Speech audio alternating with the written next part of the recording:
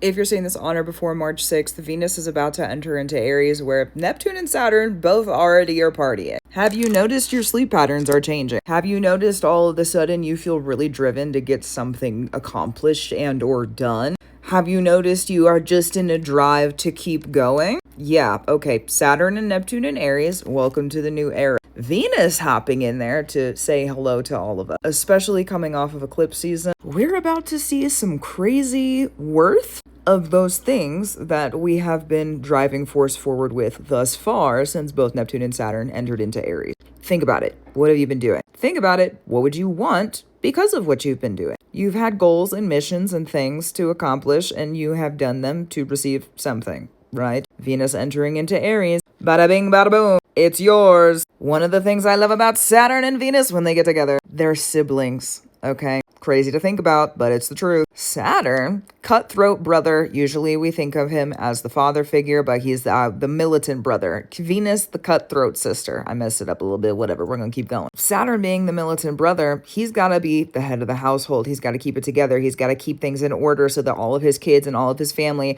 all of those who are around him can be in the order that he has created. Very, very serious. We know this. Anyone ruled by Saturn also, dear God, we know this. Venus, the cutthroat sister, right? She comes in and says, oh, you've been doing all this work? Don't you think you've earned a little bit then? Don't you think you've earned based on what you've been doing? Saturn says, do the work and do it now, especially in Aries. Venus says, you did the work. Now you have earned this. Another way their dynamic works is that Venus is just the worth. So then Saturn says, I'm going to do all of that because I am worth it. They work really well together, and I love to see them when they're paired or crossing, transit-wise, birth chart stuff, etc. So the fact that we have Venus entering into Aries, Mars still in Pisces, ruling over this Aries space back and forth with the Neptune in Aries. So Neptune ruling over the Pisces area, but it's in Aries, which is ruled by Mars, and Mars is in Pisces, which again ruled by Neptune. So they go in a circle. Hopefully that was easy to follow and not too hard. Anyways, we're moving on. Okay, Neptune and Mars back and forth. So we're still in this really huge transitionary energy. All of the stuff that you've been doing and you're working on it and you want to move forward and your priorities are changing and you're rearranging, your schedules are different, the way you're thinking about things is different, your drive force forward is different. Venus is about to come in and not only remind us what we're worth, but offer us a little bit of, oh,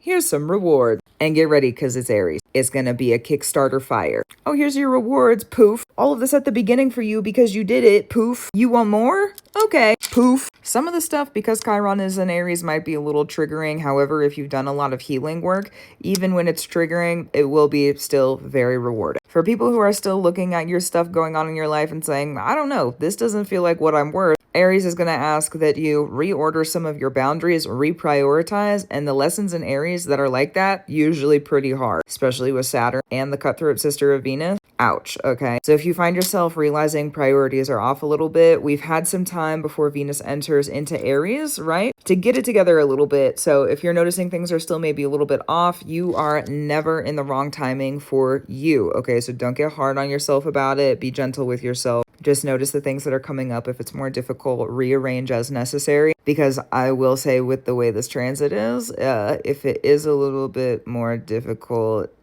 it's gonna be very not fun, okay? Aries lessons like that are, like I said, they're very difficult. Take it from a Saturn in Aries with my South Node. That is not fun on a general basis, okay? But speaking from experience, when those lessons hit, they hit hard and you usually don't see them coming. So if that starts happening after Venus enters into Aries, it's to help you redesign how much you're worth. Again, you're not in the wrong timing. Just do what you need to do. Reorganize. Stand up and be a warrior about it and love yourself and comfort yourself on the way. That's really what Aries has to say with all these transits. Anyways, gratitude, reverence, and love to you. I'm looking forward to this because I've been working my batootie off. I'm probably going to get a little bit more rest with Venus and Aries.